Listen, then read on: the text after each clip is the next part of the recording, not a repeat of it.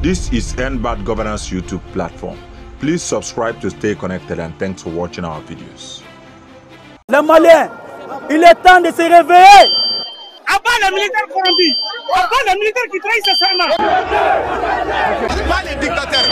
Vive la démocratie. La dictature ne marchera pas ici. Vive la démocratie. C'est quoi? Faire de la transition un pouvoir éternel. Est-ce qu'on y a intérêt? Depuis le double coup d'État de 2020 et 2021, le Mali vit sous la coupe militaire du colonel devenu général, Assimi Goïta. Je suis le colonel Assimi Goïta, le président du Comité national pour le salut du peuple.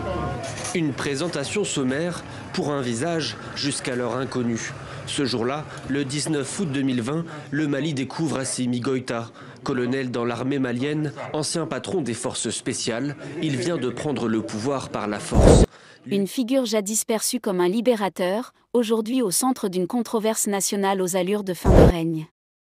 En mai 2025, le régime organise un dialogue national, mais la manœuvre est limpide, il ne s'agit pas d'écouter le peuple, mais de consolider un pouvoir absolu. Résultat, une proposition choc.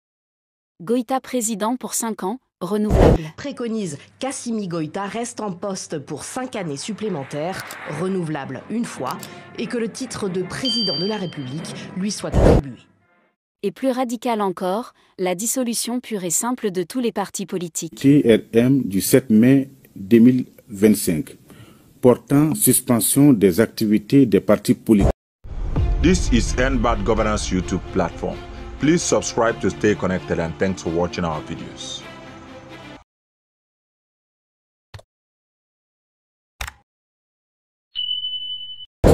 Salut à tous et bienvenue sur votre chaîne d'information de référence.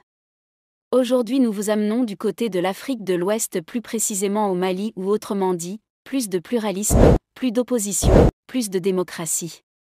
Face à cette annonce, les partis politiques dénoncent une violation flagrante de la Constitution. Face au résultat d'une dictée préparée.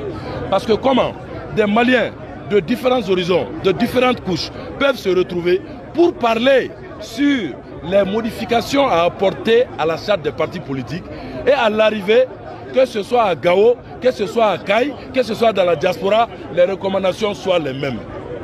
Interrogez-vous, interrogeons-nous sur la sincérité de ce processus. Pire que ça, lorsqu'on organise des rencontres de cette envergure, il y a ce qu'on appelle les termes de référence. C'est dans les termes de référence, on décline le contexte. Pourquoi on veut faire cette activité? Maintenant, on décline l'objectif général. Quel objectif on veut atteindre? Pour atteindre cet objectif, quels sont les objectifs spécifiques qu'il faut atteindre? Quand tu déroules tous les termes de référence, tu ne trouveras nulle part une ligne parler d'élever le président de la transition au rang de président de la République, chose qui ne se fait jamais ailleurs dans le monde, et de donner un mandat de 5 ans au président de la transition. Il refuse de participer à ce qu'il considère comme une mascarade. Le 3 mai, un fait rare à Bamako, des centaines de citoyens descendent dans la rue. Ils réclament le retour à l'ordre constitutionnel, la démocratie, la liberté. Trop c'est trop. Trop c'est trop. Trop c'est trop. Les Maliens, il est temps de se réveiller. L'objectif général, mais surtout une démonstration de force. Que ce gouvernement en place sache que nous, on a cessé d'être une population, mais un peuple. Nous sommes désormais un peuple et qui mérite d'être respecté. Leur courage est salué, leur détermination, redoutée. 4 jours plus tard, la réponse tombe comme un coup près, toutes les activités politiques sont suspendues indéfiniment. TRM du 7 mai 2025, portant suspension des activités des partis politiques. La junte justifie cette décision par des raisons d'ordre public. Mais la vérité est ailleurs, c'est la peur de perdre le contrôle. Depuis, les arrestations et les disparitions s'enchaînent. Militants, opposants, simples citoyens, tous deviennent des cibles. Arrive devant un domicile, celui du vice-président du CODEM, un parti d'opposition. Des hommes armés descendent du véhicule selon des témoins. Ces hommes sont masqué, il demande à voir le responsable de l'opposition, il se présente et il est littéralement enlevé. La même scène va se reproduire chez un deuxième militant de l'opposition. Cette fois-ci, c'est un jeune activiste du parti Yelema. Jusqu'à présent, on ne sait pas officiellement où sont détenus ces deux responsables de l'opposition, mais d'après nos informations, ils sont détenus dans des services de sécurité de Bamako. Les partis politiques de l'opposition réclament à corps et à cri leur libération. L'étau se resserre. Le régime vacille. Et puis, un événement inattendu. La rue gronde. Le peuple malien, excédé, lance un ultimatum clair et puissant, 72 heures. 3 jours pour qu'Assimi Goïta quitte le pouvoir. 3 jours pour éviter l'embrasement. Et soudain, le silence. Ni discours, ni apparition publique. L'homme fort de Bamako ne donne plus signe de vie. Les rumeurs se multiplient. Goïta aurait quitté la capitale. Certains parlent d'un exil nocturne vers un pays voisin.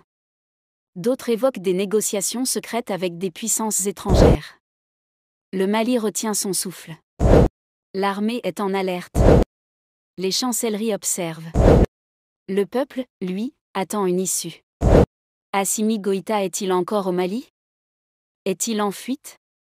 A-t-il compris que son règne touche à sa fin? Ou prépare-t-il une riposte, dans l'ombre, pour conserver ce pouvoir qu'il a arraché par la force? Localisé dans la savane ouest soudanienne, l'heure est grave. Le barrage de Samandeni est essentiel pour la production d'électricité. Entre dictature militaire et renaissance démocratique, l'histoire s'écrit en ce moment même. Le peuple a parlé. Reste à savoir si le général Assimi Goïta aura le courage d'écouter, ou s'il sombrera avec son régime. Nous vous invitons à partager vos opinions dans les commentaires. Si vous avez apprécié, n'hésitez pas à le liker et à le transmettre à vos proches. Pensez également à vous abonner et activer la cloche de notification pour ne rien manquer de nos prochaines vidéos. Votre soutien est essentiel et nous vous en sommes très reconnaissants.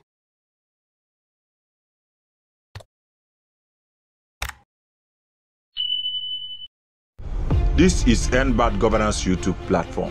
Please subscribe to stay connected and thanks for watching our videos.